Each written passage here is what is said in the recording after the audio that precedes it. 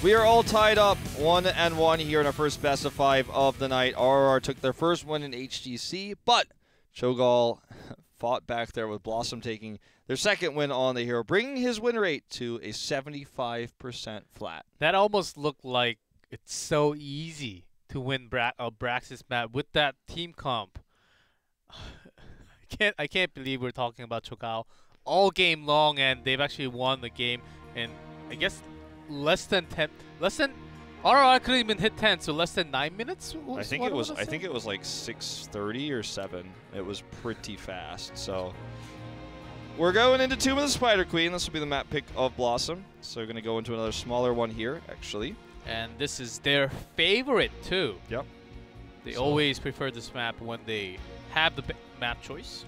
Yeah, except with the exception of Braxis, which was used to pick the Cho'Gall. And, well, actually, that was the map choice of MVP Black, but they clearly like the map, but it's their best win-rated map right now, so. Tomb of the Spider Queen is an old favorite for them, so they're going to feel very comfortable. This could be how they grab match point. This will be first ban for RRR. Let's see how RRR wants to approach this ban phase. It'll be their first ban, first pick. They really fear Genji diving in. Genji ban is, of course, not a bad one. They want to go for the support fight. They can ban Uther or Ario. Grabbing the first support and mashing it with the 2 picks after to complete the first 3.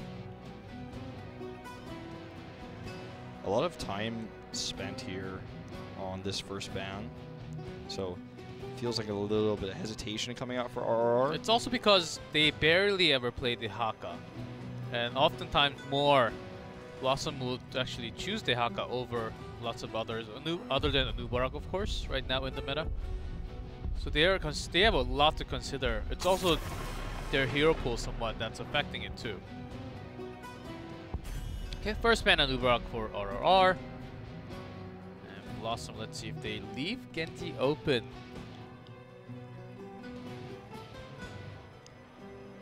Yeah, I mean, I'd say you probably have to ban the Uther because Anubarak's already taken. And that's kind of how it's been for the most part here in HGC Korea.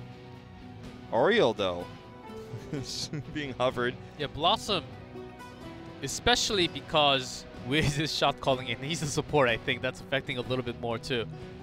They consider and they pick and ban supports a lot more than compared to any other Korean teams from what I remember. Yeah. You can look at Mighty does some similar picks with Nasang as well, but looks like it's going to be the Uther ban, but a lot of thought going into this one. If it's not the Uther, it's a throwaway ban so that they can get either the Uther or the Genji. Okay, it's going to be the Genji, which will give over the Uther, which I think may end up being regrettable. They take Ariel over the Uther, though, and this is something that BlossoM perhaps has realized and why they put the Genji in here. HGC's cooldown, we have seen some of those plays, and this map you need that wave clear to have all the pressures. And once you have all the pressure, once you have all the wave clear, and that's the time you go turn in because the other team will spend that much time to actually clear the wave. So maybe they're considering the cooldown, Ario. I got scared when they locked both in. At the same time. In the draft, I was like, oh my god, first pick Cho'Gall. Okay, well, this is just going to be a pick-oriented concept here for BlossoM. On this map, very easy to rotate between lanes and look for hooks. And if you hook in the squishy target of Ariel or Vala or whoever she's trying to protect on this map, then you get the pick. That's one way you can kill him and avoid the extra sustain that comes out from the Ariel and the Tastar, for example, whoever else comes, right? So what's available to RR is the Vala Tassadar, and this is something that would have been easily taken in an older meta. Only really L5 is trying to run that on any map, so L5 would have locked it in already. RR a little bit less more skeptical, as HGC's best hero is certainly not Vala. She did try and play it once. Didn't go well. Considering Cho'Gall, please no. Okay, it's not. Thank you. So they take Li Ming here, and they give 2 favorites. Yeah, they give Oduk's best hero. They get Li Ming, who's HGC's best. So this feels like comfort picks coming out. but neither of these heroes are batteries, as people like to call them, for Ariel. Not going to build massive amounts of hope. For now, hovering Diablo. And oftentimes RR do take Tassadar in the later rotations, especially when they take Greymane. For those protection, that will be double support. But Ariel with Greymane and Li Ming, that's not the most common thing you see from Korea especially. BlossoM, because they already have Stitches, they want to remove the frontliner tanks with lots of HP.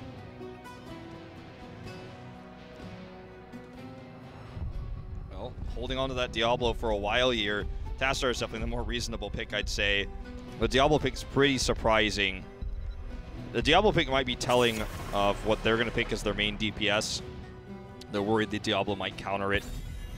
It could be a Kael'thas coming in. Chromie is not out of the question here either for BlossoM, so that would be another thing that would really hurt them if they want to go into the Chromie pick. The Kael'thas is immediately responded to here, so RR is thinking the same thing I am here, saying, well, the Diablo says more about what you're about to pick more than you just not wanting us to have it, so... Diablo banned, and we can see the Nazebo actually, and the Ragnaros. So this makes a lot more sense now, given the nature of the late game that we normally see in Korea on this map, where Nazebo can scale well, Ragnaros to delay turn-ins, stop the web weaver pushes. So these heroes both very vulnerable to Diablo ganks. Yep, removal of Kael'thas, of course you have the late game Nazebo. This draft already from BlossoM especially looks like the end of phase 1 draft from Korea. And Ragnaros, of course, after the nerf, we haven't really seen too much. But when you have the lane pressure, when you have those web weavers against you, the Molten Core will safely guard your forts and the keeps. So that's a very good defensive tool, also an offensive tool to turn team fights around. Well, for RR now, question is, what's the main tank here? ETC, a viable option on this map against the Nazebo, against the Ragnaros, but not really meta right now. The choice of Johanna, I think, is out of the question. So looks like a Muradin, perhaps an Arthas. Dahaka for the lane push. The main tank is just going to be the Muradin. So no shocker here. Ariel without the auto attack, of course, Greymane can do lots of auto attacks, but once you dive in, they would leave Ariel alone in the back line. Let's see if that's okay, because BlossoM will also, because this time BlossoM does not have too much dive. I think that's the way they're thinking right now. They can't really dive. All they can do is kind of look for the hooks and try to get picks off of that. So they're doing the double tank in the front line so they can escape easily. Tychus was the most reasonable pick here, and my only problem with my only problem is that he's not going for summer skin, but he changed it, so it's all good. For the map, I think the draft of BlossoM is a little bit better for late game, but it definitely has some holes in it, which we can talk a little bit about when we get into the game. The draft of RR looks standard, but Ariel doesn't feel like the best support with the heroes she's been given in terms of getting hope. So let's go into game number 3. Winner of this match will take the match point as we move into Tomb of the Spider Queen.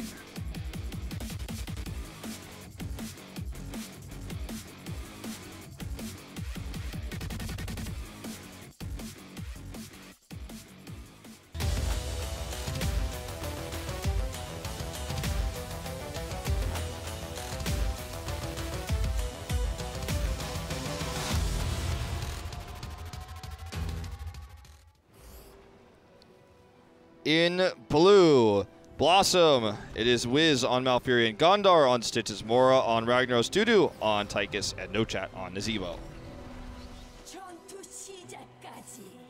And in red, RR, Odok on Greymane, MSG on Muradin, EZZ on Li Ming, Kong on Dehaka, and take a look on Ariel. So it's going to be full spider build coming out from Nazebo. The holes of the draft of BlossoM are in the vulnerability of Ragnaros and the vulnerability of Nazebo, which is why the Diablo ban. These are heroes that don't really have escapes, will find themselves farming a lot for getting the stacks for Nazebo, and in Ragnaros' case, just solo laning, very vulnerable. And even though RR doesn't have a heavy amount of CC, they do have Stormbolt, they do have the Tongue Grab. So that's the weakness, I think, of BlossoM's draft, is the squishiness and how these heroes could be picked off. So if RR can find a way to do that, I think that's the first big major step in taking a win here. There was a pretty good hook, but no follow-up as all the team members were trying to go up in the lane. And O-Dog will be very aggressive in the front line from the beginning because the crown is on him, but the hook target is onto HGC. Perfect teleport over the wall. Sometimes you panic and you cannot get over the wall before you hit that 13 talent. Yep, gonna have MSG try to grab those gems. I've just been paying really close attention to what they are crowning here. It's been mostly O-Duck, as they get a pick here with him, with the rotational dive coming around. This is what I was talking about, the vulnerability of the Ragnaros in the solo lane. So, we've seen the crown be pushed over to EGZ only when she's about to hit a big skill shot to get the hope. So both these DPSs aren't terrible for generating hope, but not as strong as a Vala, right? Greymane especially will do a lot, even in lane, but it's just never going to be as strong as a Vala or a Gul'dan. Either way, though, they've made these rotations look strong. They have a lead in gems carried, 27-15 with that pick. There's Oriel surfing. Surf Angel. Bottom, Nazeebo just getting the stacks, and the Haka does have very fast wave clear. So it's going to actually buy a lot of time when he has to join into the fight. Nazeebo has to walk off. There's a very slow rotation coming out from both teams, actually. Just being cautious of these hooks, and Gondar throwing hooks every single time that's available, looking for a pick. Okay, here's the Detainment Strike here. Dudu, also not the easiest hero to get out of a sticky situation here on the Tychus. He'll get away, though. Gets that Malfurion heal. The rotations have been crisp, though, for RRR. We're looking to punish anyone who's overextended. Nazeebo is getting that free split soak bot right now, though, and is getting those stacks up. He's the one who hasn't really been attempted to be ganked by RRR. Because they have the faster wave clear and more pressures into the lane, they can get their chances to turn in a little bit more. BlossoM, of course, not holding them enough is also the problem. They have to be all behind and looking for picks, and actually Root did not connect, so EZZ will teleport out of there. Close call, but not the best coordination on that one. We've seen a lot of really good coordination out of Gondar with the stitches on BlossoM this season. It's just not the most shining example of such. So, as we move into this phase, it's now enough gems for RR to have a turn-in. So this puts a little bit of extra pressure on BlossoM, who are still several gems away. 5, in fact, currently from that important turn-in. MSG gets hooked here, but he's Muradin. Will get out without even having to use Dwarf Toss. There's an opportunity for a turn-in here, potentially, as Nazeebo is just PvEing in the bot lane. He has not been involved in anything. I think he's got, like, 2 hero damage in this game. He's just been only sitting in the bot lane. Maybe some spider damage from 2 Dehaka only. Kong's drag successfully does drag, but no follow-up damage as MSG's Stormbolt would also miss. Thing about Stitches, they will be looking for the pick onto Stitches also, because Greymane will have Curse Bullet. But when you go Curse Bullet, if you cannot get the pick, that's the real problem when you have to face. If you cannot get the kill, you cannot get the resets, and if you make this big rotation down and lose all the momentum, then the enemy team can also have their turn in here. Oh man, a mistake. 49 of 50. Still get it in. Close call, big time. BlossoM actually almost had that. A lot of gems carried by Nazeebo, unfortunately, who was zoned out from the turn-in by RRR, which is how this worked. So 23 carried by him. That's why they rotated down to zone him out of the turn-in, and also they got the wave clear. What we're seeing from RRR for rotations, hold that thought Kong is going to get caught. This time he's not playing Zagara, but still gets rooted. We'll have to burrow away. But the rotations we're seeing are really cool. So they 4-man top to bottom, look for harassment, look for picks, and then they go and clean up the mess that Nazeebo's left bot, zone him out of the turn-in range, and also force him out of EXP range briefly. So really like how RRR is playing against Nazeebo, against the Ragnaros here, and it is definitely working out. The Molten Core forced to be used here defensively, not to stop the turn-in, but just to weaken the web weaver push, but all walls down now. And they're looking for some fort damage. In fact, O-Duck hyper-aggressive. Look at this dive onto No Chat. He's very vulnerable here. He will get away, gets that healing as Wiz rotates in. Will be just some harass. And actually, he gets hooked a lot.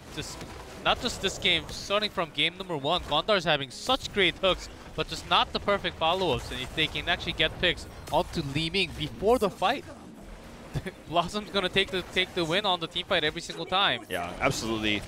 The follow-up routes, though, need to be a little bit better. It's part of the lacking kills we're seeing here. MSG takes the hook here for EGG, though.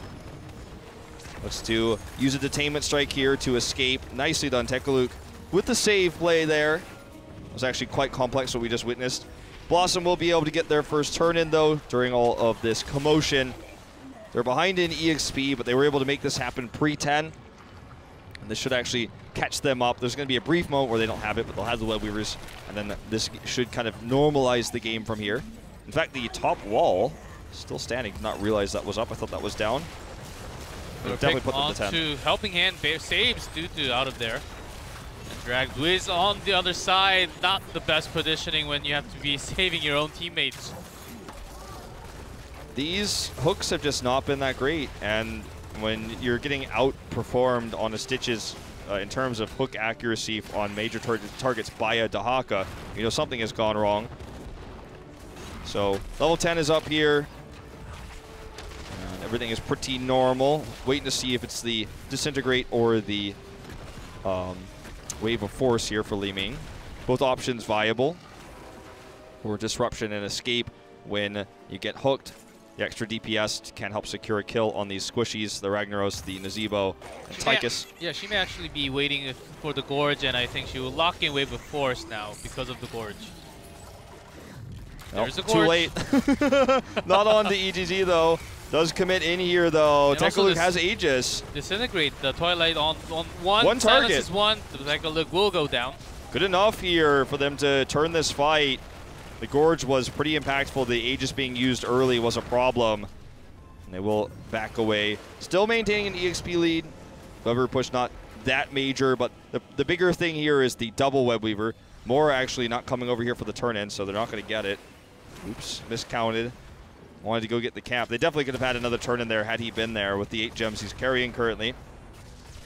But that's all right. Tougher to count in-game when you're in the heat of the moment where everyone's trying to suddenly go turn in than me just sitting over here in my being the armchair general, just being like, oh, I can't believe they didn't know exactly how it was. The Algebra A+ student here. Not right now, and with the camp though, they can still have to turn in later and make the stronger push, and they're gorging the Haka. Does have Burrow Charge available? But no, Adapter. It's not available with the cooldown. Yeah, it's still good enough. Adaptation 25 seconds away here. They still are able to escape. Interesting that Ragnaros is holding on to his heroic, by the way. I didn't even notice that until just now, because I just assumed that, I mean, Ragnaros only has one heroic, so like, why would he not lock it in? If he takes Lava Wave, then this series is going to get even more interesting than it was before. Okay, here's a good grab here from Kong. The helping hand will save Wiz. The Disintegrate's locked in. That's what I'm talking about. That's to help secure those kills. First bullet gets used here on the Gondar, but not enough burst to finish him off. And Mora, he's still considering that Lava Wave. If he had not decided to go solo camp, if he hadn't decided not to go camp early, had calculated the gems better, they would have had the turn in. Now RRR. It is Lava Wave! And he locks it in. And RRR has the Web Weavers here. He locks it in to defend this one. But if he had turned in those 8, this would be a totally different game right now. Well, this is the first time we've seen this. I don't know if this has even been used in other regions. If it was, I just didn't catch it. But we have not seen this in Korea before, guys. Yes, I think this is the first time there's a Molten Core. And Burst Bullet already used great drag onto Moradin. No. The Lava Wave is going to be used bot, by the way. It's not going to impact this team fight. As you said, the drag comes into Muradin. Just going to help deal with this Web Weaver, I suppose, is the idea behind this one. We'll clear out the wave. Yeah, they didn't even need Smash for the hook. And hooks from Gondar tonight has been amazing. It's crazy. They didn't have to use Odin or the Twilight Dream to get the pick. I would be careful using the word amazing, but I would say that hook was amazing. Yeah. That was the one. That was definitely worth it, and I think that totally changed everything. The Lava Wave is really interesting. So it was used once here. Now it gives you EXP. Just to explain how this works, it clears an entire wave of minions and mostly mercenaries or whatever else is coming. Help deal with that bottom web weaver, cleared out the minions, but didn't use it in the team fight because obviously it just would have been avoided. This isn't Silver League solo queue, but I feel like the Smash could do more. We'll see as this game goes on how much value it gets. Dropping on right on top of the root. He just comes in to save him. From the other side, but adaptation cannot come true. It does need some time to actually have the HP back, so there's a kill onto the Haka already. They cannot make this push. This is rough. Now the bot lane that was already pushed in by the lava wave is already onto this fort. The web weaver very healthy. We do see the rotation up into Zebo Ragnaros in the mid lane to get the extra EXP. The top web weaver is already working on the fort, so massive amounts of value for this. And they got it right afterwards. They were only 8 away from the turn, and they have it now. And they're going to have enough for another turn in actually fairly soon because they have so many gems carried. I think they're probably at around like 45 or 50 right now, if I had to guess. I mean, like, Moore is carrying 30 himself. So this is a bit scary for RR now as the damage is starting to become a little bit more permanent. Another Lava Wave is available here now. We'll see if they use it. Yeah, even without the smash, the Twilight Dream and all the burst damage from Odin is available. And we did see a lot of the kills happening. Of course, adaptation did not land perfectly with the burrow there, but still, I think they can, if they can bring the kills just like that easily, it's making it work. And Lava Wave will help in the longer run, taking out all the waves. Okay, I guess Lava Wave will probably be used for this next Web Weaver, right? To prep the wave going into the keep. They can use it to make sure the Web Weaver basically goes directly to the keep. They can then use it in the top lane instead.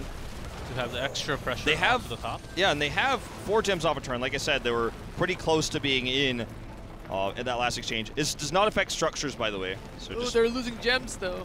Barely affects EGD, and it's gonna cost them some lost gems, which is another reason why it's somewhat counterintuitive here, but they have to turn in their 1 off, and the Lava Wave is going to make that a little bit more annoying.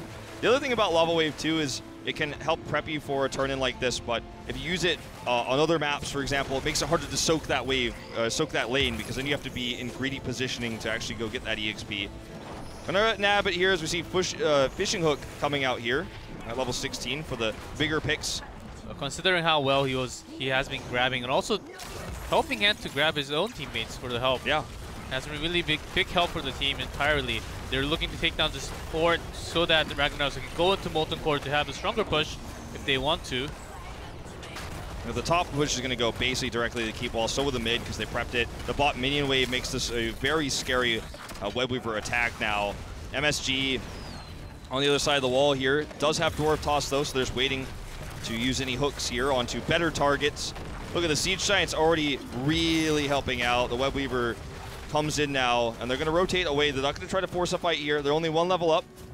And they don't have Sulfurous Smash, so just kind of want to use this macro-oriented play, get the structural damage maximized rather than look for an early keep here. Try to weaken all keeps, get that EXP advantage, go towards 20. That's the plan right now for BlossoM. And they will get all the second walls right on top of the... Actually, Muradin coming out from the side actually engages in. Big stuns with the landing here. Twilight Dream ages on to Muradin though. Oh, nice. Very well done. Now they have the Molten Core. The ice block there protects Wiz for so long. He's able to get out here. Eats a huge amount of damage though from EGD. Is looking for the picks. If she got some, might have been able to turn the fight, but because she is unable to, this is a huge win. And now the retreat will be cut off by this Lava Wave. Tekaluk now vulnerable with Fishing Hook. They can look for the hook. Not close enough, it looks like. Close, and Condor will be looking for those hooks too. Oh man, he didn't even try for it. If he did, this could have been even worse. Lava Wave, so much worth right now. That was. Was it though? Like, I don't know. I'm not sold on this one. I can see the idea, but like, I don't know about this one. Okay, it's they like cleared a few waves, helped the Web Weavers, and that was really good for them because they were so ahead that they got those. I mean, it was a little bit more worth for that moment, slightly, for a second. I would agree with you, but... I was being sarcastic. I know. That's why I'm just being like, well...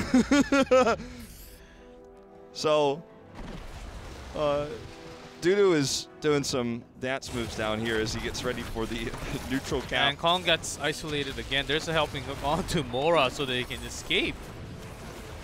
Dudu's like, well, all right, so you guys don't need me, right? I'm just going to go back to dancing and killing mercs. I'll be back later. Puts up his AIM away message, be back later.